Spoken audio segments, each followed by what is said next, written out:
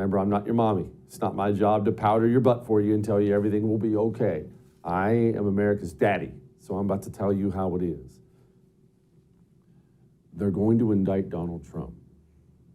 They're almost undoubtedly going to indict Donald Trump and arrest Donald Trump, and the chances are not zero that that arrest of Donald Trump comes on television.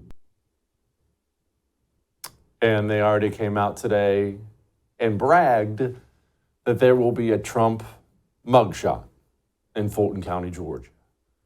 Now, why did you see this coming? Why did I see this coming?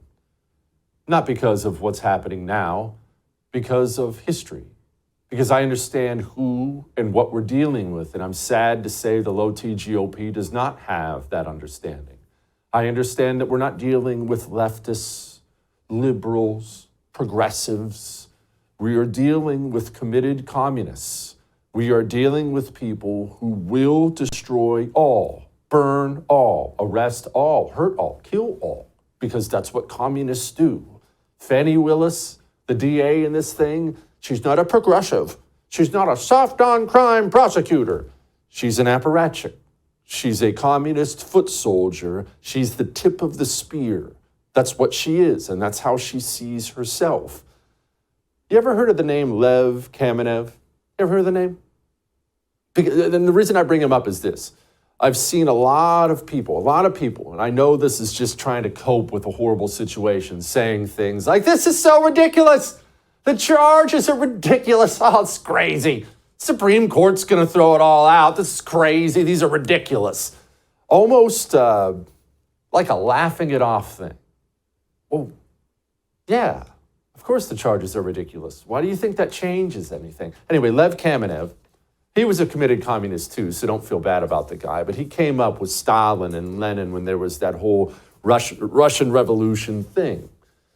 And Lev Kamenev was very popular. He was popular in the party. He was popular, and then he ended up having kind of a falling out with Stalin after Stalin took over. Anyway, that's not important. The important part is this. Stalin decided Lev Kamenev had to go. That's it. He was too popular. Stalin didn't like his popularity, and he decided Lev Kamenev had to go. So he arrested Lev Kamenev, framed him for an assassination that Lev Kamenev took no part in whatsoever. He was charged with that, conspiring to assassinate somebody, even though he had nothing to do with it. The charges were ridiculous.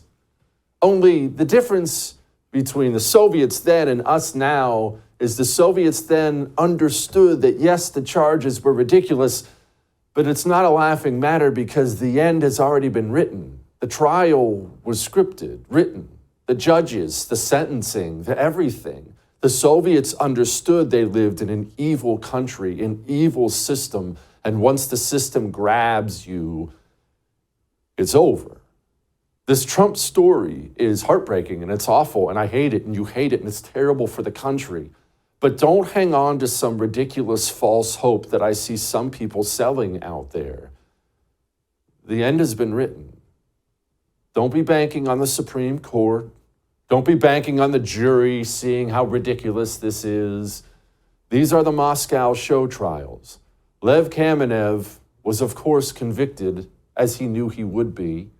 Lev Kamenev even ended up confessing, even though he was innocent, trying to save the life of his family in vain. He was lined up against the wall and shot. His entire family, except for his youngest son, they were also killed as well. But none of it shocked the Soviets, the Soviet people, because they understood their government was wholly evil, and ridiculous charges weren't laughed off. They were simply accepted as what was going to be a vehicle to get rid of political opponents.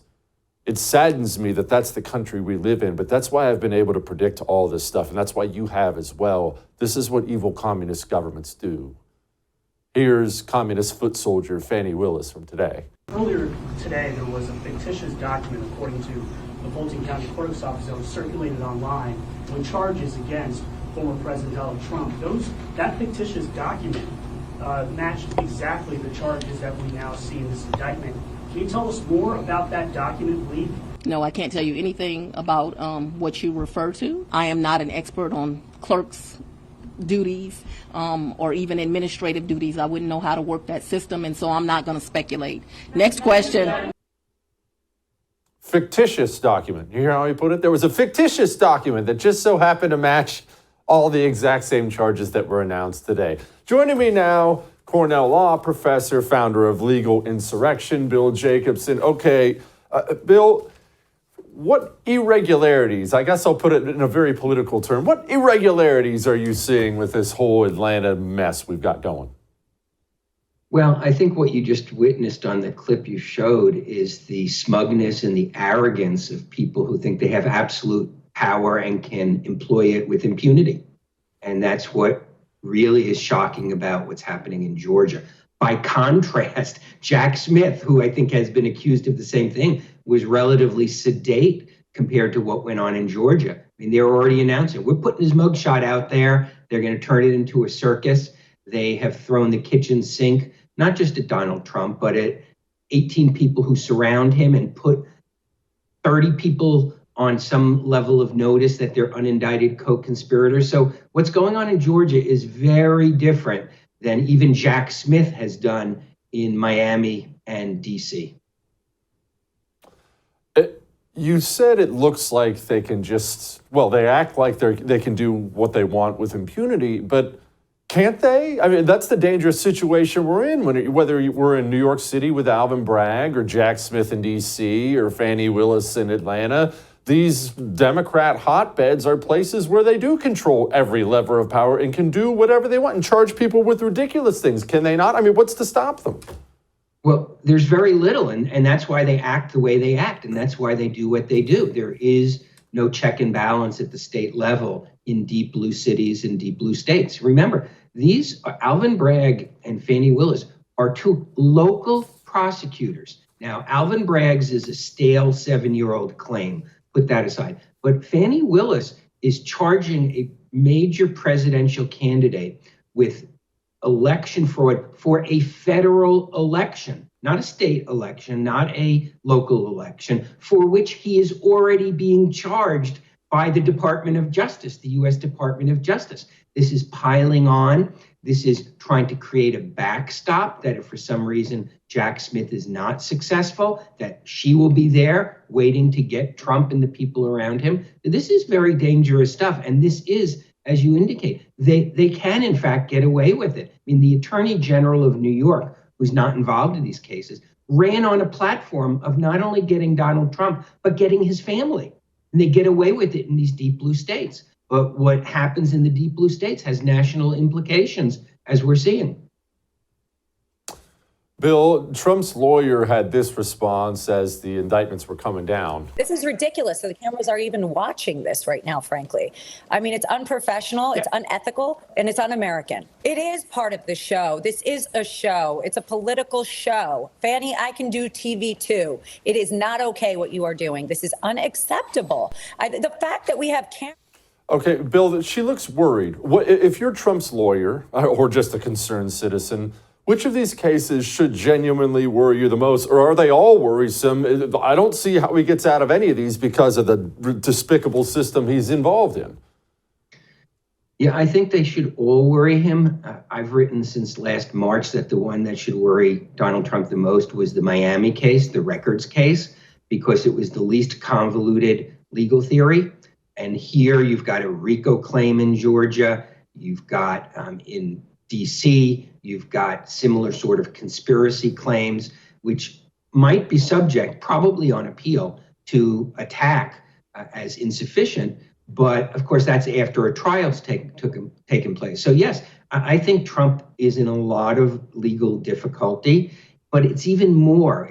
And this is why qualitatively, what Fani Willis is doing is so different. She's named 18 people. She's indicated there's 30 unindicted co-conspirators, which means they could be added to the case later on. She is attempting to freeze the Trump wing of the Republican Party, which is about half of the party. She's attempting to freeze them. We saw this happen in Wisconsin several years ago with the John Doe investigations, where a Democrat local prosecutor using the Wisconsin John Doe law, which no longer exists in that form anymore, essentially froze the entire conservative movement by making so many people targets of the investigation. People stopped talking to each other. People stopped doing normal political behavior because they were afraid. And that's what Fani Willis is doing. And that's very different than what even Jack Smith has done. Jack Smith named Donald Trump, and that's it. Fani Willis is spreading out throughout the Trump wing of the party and making it known that there may be more to come. And so she's freezing political activity. She's freezing lawful political activity because people will be afraid to communicate with each other. You want to watch our special on George Washington? It's freaking awesome. Well, you can. All you have to do is become a First TV supporter. That gives you access to all of our specials on demand, and it's cake. All you have to go to is thefirsttv.com/support. Thefirsttv.com/support. Become a supporter. Enjoy learning about George Washington.